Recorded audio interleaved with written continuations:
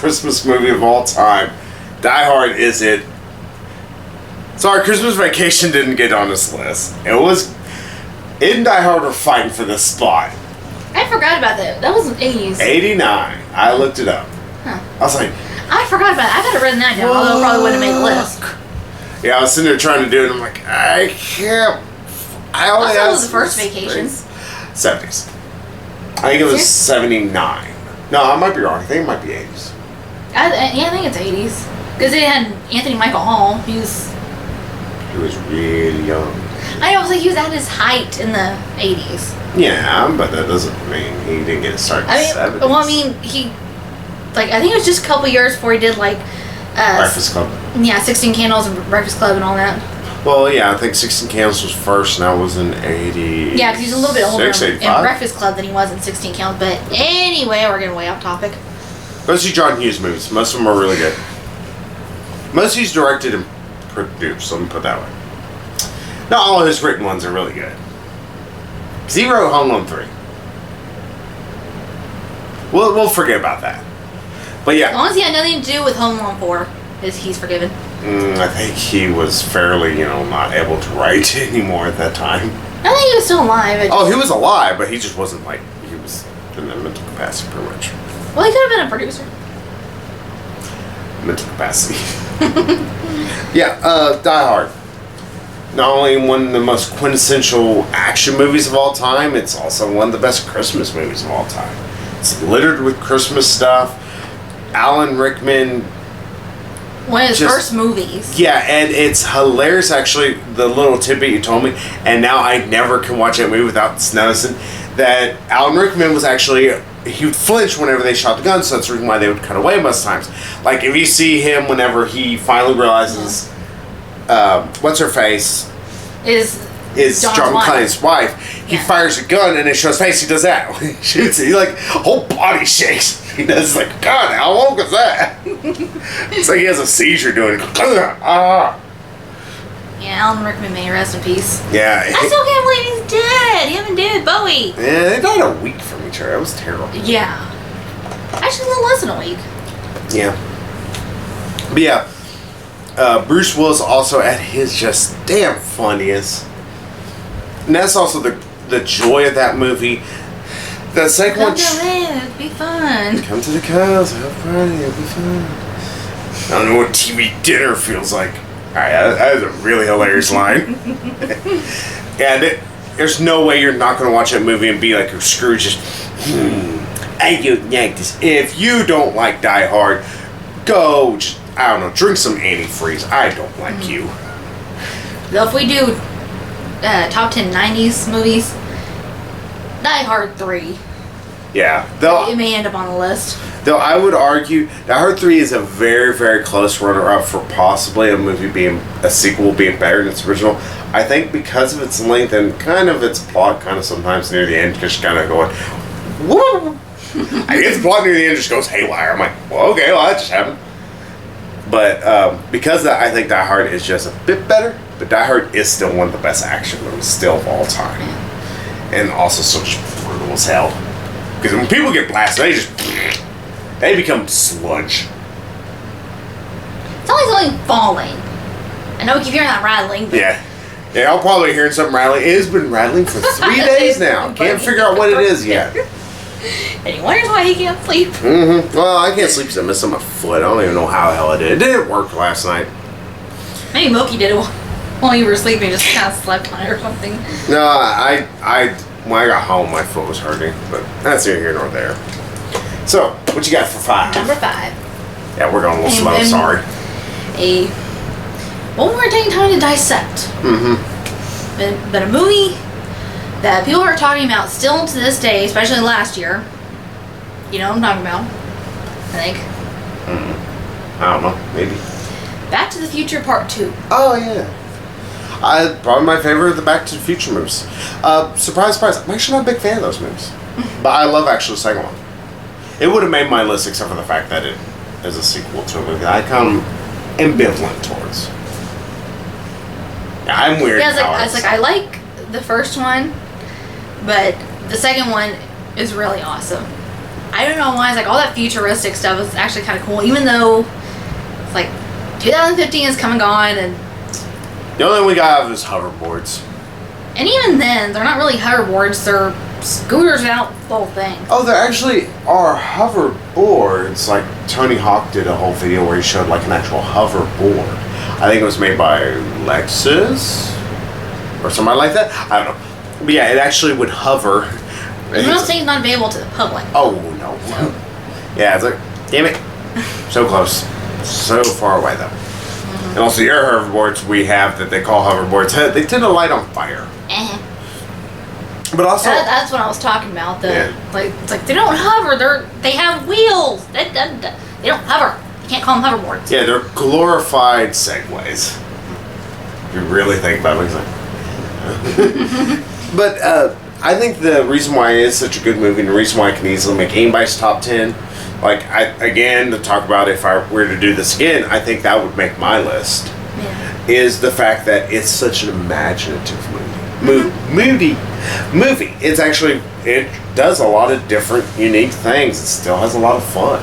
And what's interesting is that it pretty accurately predicted that everything 80s would become, like, popular again. Yeah. Oh, and fun fact, Elijah Wood as a kid in that movie. Mm-hmm. It's like, that's a baby toy. That's a baby toy. Oh, because you gotta use your hands, like. Yeah, I was like. Well, they figured by this time we'd be using video games. Well, like, using our minds, I guess. Well, VR in a way, though getting you start to use a controller, but still. Yeah. That's near here nor there. Yeah, Back to the Future, actually a really good movie. Mm-hmm. Especially part 2. Mm-hmm. Yeah, well, yeah, Back to the Future 2. Back to the Future 3. Part 3, I was gonna say, part 3 just really kind of sucked. Wasn't the worst movie in the world, but it was a big letdown. Yeah, especially after the awesomeness after the second one. Yes, easily. Yeah, they could have done so much with the third one, but anyway, you're number 5. Trading Places. Oh, yes. I have to put a lot of comedies on here because I love to laugh. And who doesn't? Yeah, you're not going to get much better than Eddie Murphy, spot on, being funny as hell. Dan Aykroyd being spot on, being funny as hell. Eddie Murphy. And 80s Dan Aykroyd as well, which is just one of the best combinations you can get. It's like, it literally is peanut butter and chocolate just mixed together and just gooey awesomeness. He's a big Reese's fan, just FYI. Oh, yeah. It's like, I one time saw those like 10-pound Reese's. Reese's? Yeah, I'm not sure what the plural of Reese's is. Probably just Reese's, but yeah, whatever. And I was really contemplating whether to get that. I was like, I could eat that over a few days, but I'm like, how fat will I be afterwards? But yeah, Trading Places. Fantastic movie. I love it to death. I still will pop it in every day and watch it. And that's what knocked off Blues Brothers. I can still watch Blues Brothers every day, but if top 10 80s movies I can take with me pretty much to the grave, I'm going to take Trading Places over Blues Brothers in this instance, simply because Trading Places is just, there's never a lull whatsoever. And technically, I guess in Blues Brothers you can say, oh, those songs are kind of lowly here and there, because it kind of stops the comedy to have a fun little song. It's still fun little ditties and everything, but it stops the comedy. It's literally splitting hairs. In fact, all of these movies are on my list. I love. They are part of me. They are my children. I would say they're part of your childhood. Yes. And they are what I grew up on, especially this movie. This was the first real comedy I remember watching as a child. Really, Blues Brothers, I watched when I was a little bit older, like when I was about 9. I have a weird childhood. Because before that, I'd watched T2. Say what? Terminator 2. Oh, I think you said Mr. T too. Yeah, when I was 8 or 9, I can't remember when I watched Terminator Judgment Day, and then like immediately afterwards watched Blues Brothers. Yeah, Terminator 2 might have made the list, but it's like came out in 91, I think. 92. No, 91. 92. Or something like that. We'll look it up here in a bit. It's like I actually looked it up. It was like 91. It's like Terminator missed my list. I will go ahead and say. Yeah, I also wanted to include Ninja Turtles. At least the first one's like 1990. Yeah, 90s. Like, damn it. All right, so we're now to 4. So what you got? This should come as no surprise. Who Framed Roger Rabbit? That one missed my list a bit. Again, it's just because Just barely. I had to cut stuff. So like, damn it, I gotta cut this, gotta cut that. Yeah, Who Framed Roger Rabbit is a fantastic movie. Yeah, it's like not really ahead of its time, but just like what they were able to accomplish at the time.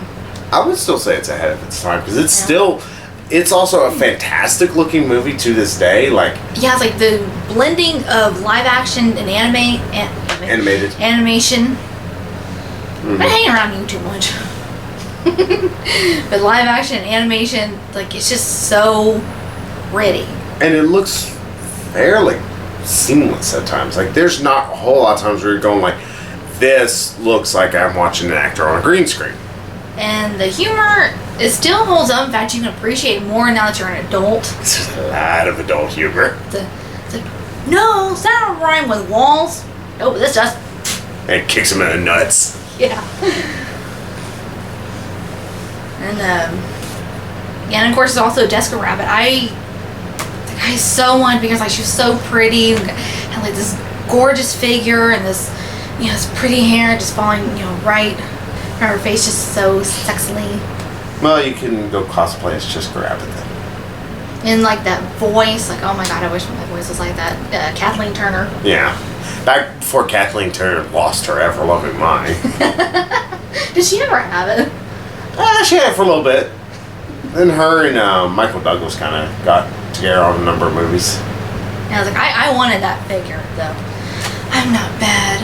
I'm just drawn that way. I would say born that way.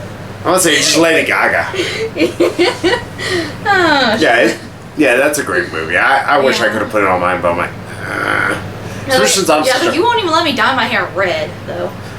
No, sorry, can't date redheads. Redheads are psychos. Oh, he's threatening to leave me actually. Only jokingly. Yeah, he says I'll suddenly go crazy like every other redhead. I've dated a few. They're all been psychos. Yeah, but according to you, I'm already crazy. I don't need crazier. That's not what you're supposed to say. That's what you said one time. Where you said, like, I'm the kind of crazy that makes things interesting. Yeah, you are. I just realized I had to kick a movie off my list, but I'm not going to put it on here. What's your number 4? My number 4, I have flip-flopped through 2 different movies. I have another John Carpenter movie on here, but I'm really, really tempted to change it to something else. Nope, I'm not going to do what I was going to do. But I'm just going to go ahead and say Big Trouble in Little China. I will go ahead and say the other one I was thinking of that I was wanting to put on there was The Thing. Yes, I love The Thing. I want to put it on this list. I really want it to be on this list, but it's just Big Trouble in Little China is just so much fun. It's just so it's funny. A little bit I've seen of it. Yeah, it is pretty fun. It's like I've seen the ending, I think. Yeah, and it's hilarious that Kurt Russell's the hero and he doesn't do shit. And he's a very competent hero, but it's funny that he's that incompetent. Of course, also it's funny, Kim Cattrall. Well, I wonder, used cars, is that 90s or 80s? 80s, actually. One of us could have put it on the list. Yeah, it was going to be on mine, but... That's being Kurt Russell being incompetent. Yeah, you're not going to find many better John Carpenter movies than John Carpenter 80s movies. I know some people are like, Halloween. Halloween I don't mind. I haven't actually seen Halloween all the way through, but to me, John Carpenter was his best in the 80s. Prince of Darkness, John Carpenter's thing, and of course, They Live, and Big Trouble in Little China. Big Trouble in Little China is just, it's so damn fun. I know that's something I keep saying, but you're not going to find any real major faults with it. The story's a little absurd. Of course it's going to be a little absurd. It's about pretty much these 3 god-like beings are under control of this other god-like thing, who he's hilarious. I can't remember his damn name. It's going to... Lopan? Yeah, Lopan. The guy who plays Lopan, he is actually... At the time, he was a younger guy. Like nowadays he's a little bit older. I think he just passed away a little while ago. Can't remember his name. Well, obviously he's gonna be a little older. It was the 80s. Well, I mean, like then, in the movie he looks like he's in his 60s. If I'm not mistaken, he was only like in his 40s or something like that. Sort of like Maxwell and Sydow, what they did in Exorcist. Whenever they filmed that movie, he was like in his 30s. Yeah, it was like, yeah, it's only like 30s or 40s or something. Yeah, and like they capture exactly what he looks like nowadays. It's like, what voodoo magic did you use? But yeah, like maybe they use the same time travel machine as when they got young Robert Downey Jr. in Captain America Civil War. I want to buy that on DVD. Just go, all right, show me how you did this because I want to know what magic you used. What sorcery is this? Sorcery. But yeah, Lopan is hilarious in this movie. Kurt Russell is awesome, even though he's like I said, he's an incompetent hero, but he's supposed to be an incompetent hero. It's kind of Kurt Russell. Yeah, and that's actually kind of an awesome thing with him. Like, I love the fact that when he shoots his gun, knocks himself out. I think he's supposed to be, in a lot of his movies, like, you know, he's the hero, in the end he saves the day, but, you know, in the end he's just, you know, your average Joe Schmo just trying to do the best he can. Yeah, and almost it seems like always his saving the day kind of happens by accident, which is just fun. Yeah, Big Trouble in Little China. I love that movie. Part of my soul. Part of my childhood, in fact. And I think it's because it's so fun that it probably beat out the time. So, probably that. But yes, what's your 3? 'Cause we're getting our nitty gritty here. Mm-hmm. Oh, my third's gonna piss. I just realized. Sorry, I'm gonna step on your toes a little here.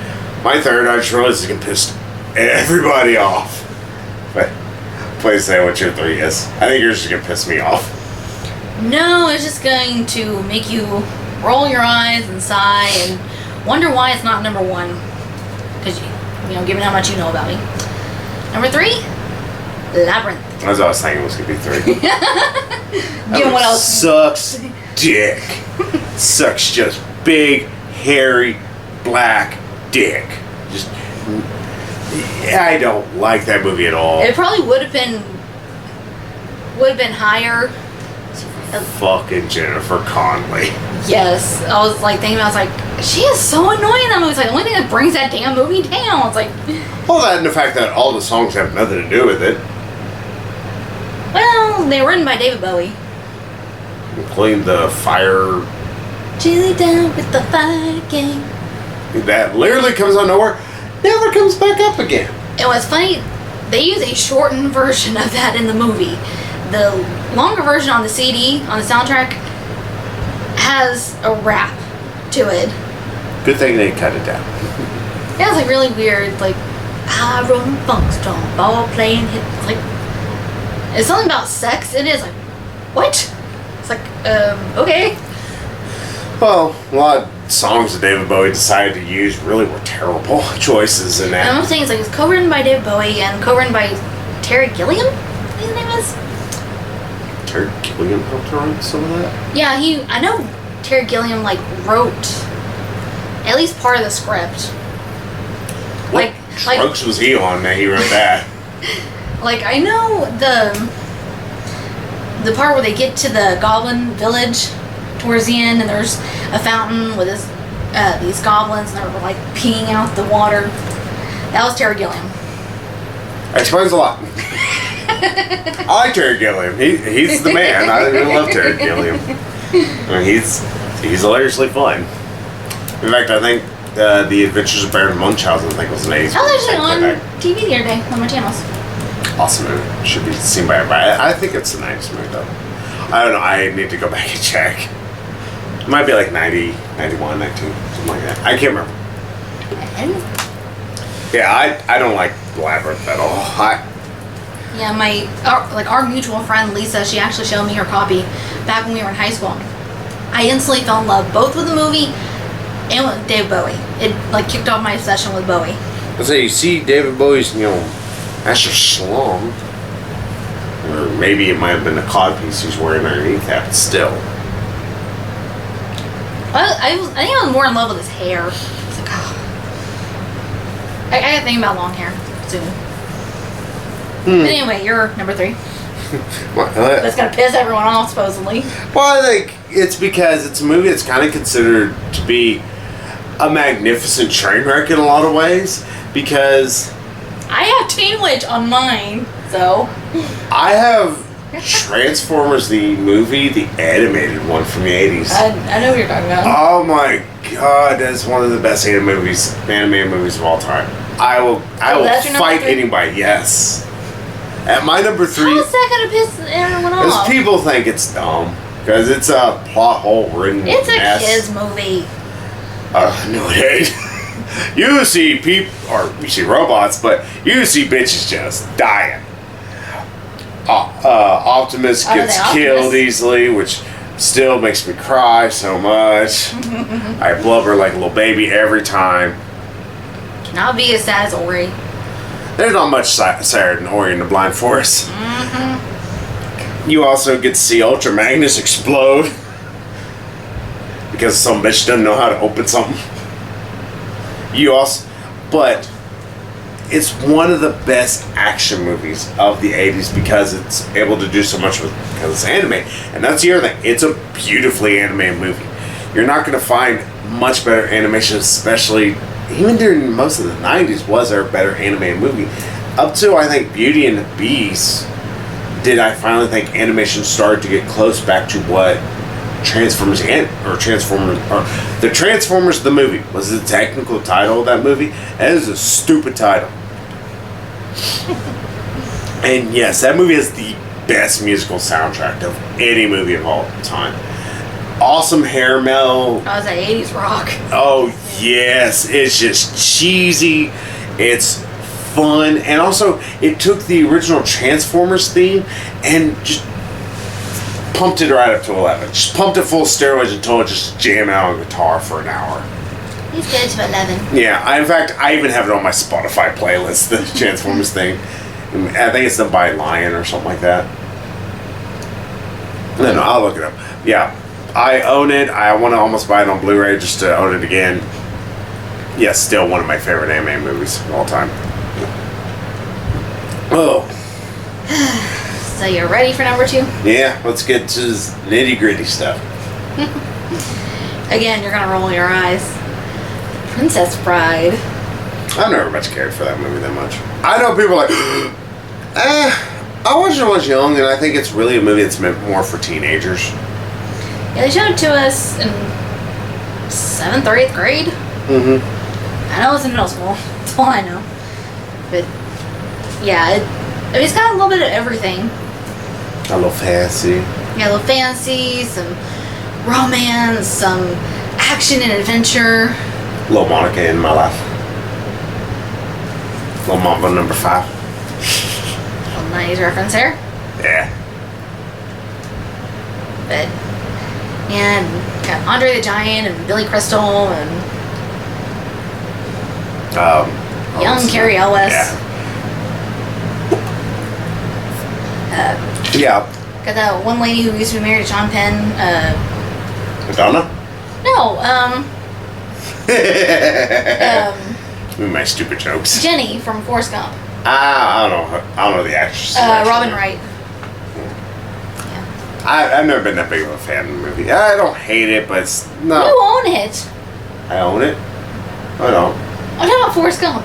Oh, they're talking about Princess Bride. I'm like, I thought not that. why would I talk about Princess Bride? I thought we were still talking about Forrest Gump. No, I'm talking about Princess Bride. I'm just saying, I was like, Princess Bride. I'm like, confused. Princess Bride. I'm like, Anybody says they won't watch it, It's like We that's have to- fine. It's like Yeah, that's my it feeling. was like it was a commercial flop. Yeah. Back when it first came out, it's like, and now it's gained a cult following. Like many cult films do. I'm not saying it's like it makes cults, but I'm just saying no, it's a cult classic now. Yeah. Oh, what was my number 2? Oh yeah, I know what my number 2 was. And here's where I am not deviating at all from my original list. Those of you who have actually read it, you already know it now, so you'll know what the top 2 are going to be. Number 2, and it's the one I'm surprised you didn't put, Ghostbusters. Like I said, I was thinking about putting Ghostbusters too, but like there are a few other movies like I I would have figured Ghostbusters 2 would have got well over Teen Witch, which is Eastwick. About a dozen other movies you have on your list. Yeah, Ghostbusters. I'm a sucker for like witches. Well, Ghostbusters has ghosts. I'm not a big ghost fan. And also technically has an eldritch god. Like witches and mermaids and vampires. Well, you have a eldritch god who becomes a giant marshmallow person and tries to kill everybody, which is awesome. I know, you had the awesome sequence of like the Titanic and... That's from Ghostbusters 2. I'm talking about Ghostbusters. I was talking about the second one. I thought... No, I put Ghostbusters. You're never loving shit out of me. No, my number 2 is Ghostbusters. I know, but we were talking about the second one. No, I'm just surprised you didn't put any of them on there, because both of them are awesome. At least be thankful I didn't put the newer one. Well, first of all, that would break a rule. Not an 80s movie. And second of all, it's like, who would put that even on their favorite movies list of 2016? If you do, you're a moron. Kyle. Yeah, he might. He's a fucking idiot. Yeah, Ghostbusters, I will say, I actually am not in the camp who thinks Ghostbusters 2 is really, really, really terrible. I thought it didn't push enough boundaries compared to the first one. That's the reason why it's not as good. But I still think it was a good movie in its own right. I still find it fun. It's like, I like the first Ghostbusters, but to me, it wasn't as memorable as the second one. Well, see, I watched the first one after watching the second one, which seemed stupid, but I was a kid. Same here, I think. And to me, the first one held a little bit more weight to me. You're just like, Dickless here. And Dickless here cut off the power. They caused an explosion. Is that true? Yes. This man has no dick. It's quotable and he's the funniest line in the earth. Or I still like Ernie Hudson also. Oh, I've seen shit that'll turn you white. Saying it to a white guy. It's like, all right, Ernie, want to explain this one to me? Please show me the math. But no, Ernie Hudson's a man. He's still awesome in every little bit he's in, even that fucking thing that dared to call itself Ghostbusters. Oh, we're gonna ignore that thing happened though. Yeah, Ghostbusters. I am not even going to acknowledge that other movie has its same name. We're gonna call that Shitbusters or something else.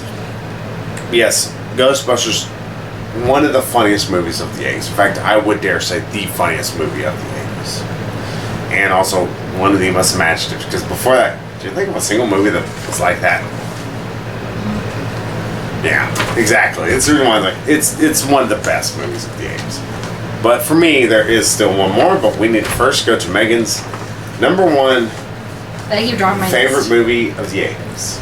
The best movie to come out of the 80s, I think. Number 1, Willow. Willow? Yeah, Willow! Willow is bland. No, it's not. Willow's awesome. Forgettable. No, Willow is awesome. I mean, it's like it's not quite never-ending story, but like it's just awesome. Let's time out for 1 second here before you go on. Whatever you're about to say, fuck you. No, I just want to know something. It's not quite never-ending story. So how's it over a never-ending story? Well, I mean, it's like never-ending stories. Like it kind of sets the bar pretty high for like fantasy films, especially of the 80s. Willow, I think it. I'm blinking in extreme confusion. This is very hard to explain. I would love to eventually learn it. Well, never-ending story. It was really different as far as fantasy films. Mm-hmm. Willow, however, is like the fantasy film to beat all fantasy films, I think. Though Lord of the Rings, Prince Caspian, about a billion other fantasy movies have trumped it easily. I'm not a big fan of Prince Caspian. Prince Caspian was leagues better than it. Prince Caspian was such a damn good movie. It's so underrated. I have Prince Caspian, but it's like give it to me, I'll take it. Maybe. It was awesome. I'm not saying it's a bad movie. I'm just saying that Prince Caspian is just. Well, I can't really stand to watch it because, like, a bunch of people get killed at one point. Like a bunch of like mouse people and like beaver people or something. So? It's like, oh. They're fighting to save their own country, pretty much fighting for their people and everything. I know, but still, it's so sad. It's like, I can't stand to watch animal deaths or animal cruelty or anything. That's why it's like, I like the butterfly effect, but I can't stand to watch it because that one scene. The scene with the dog in the bag and the fire. Though you see nothing. I know, it's like, you can kind of tell by its twitching that's actually a robot, but still, it's like, I can't. I just can't. The scene, yeah, it's like, aww. So still, how is Willow, if it's not as good of a fantasy movie as Neverending Story, how's it better? I'm not saying that it's not as good. I'm just saying, like... We said Neverending Story did better. I didn't say that. Okay, I'm just saying, it's like, Neverending Story, it did something different. Mm-hmm. Willow did the same shtick that everything else has done. It's like to me, Willow is like the fantasy movie you judge all other fantasy movies. Lord of the Ring, that's epic fantasy. It's still fantasy. Willow is just regular fantasy. That's epic fantasy. It's like two completely different categories to me.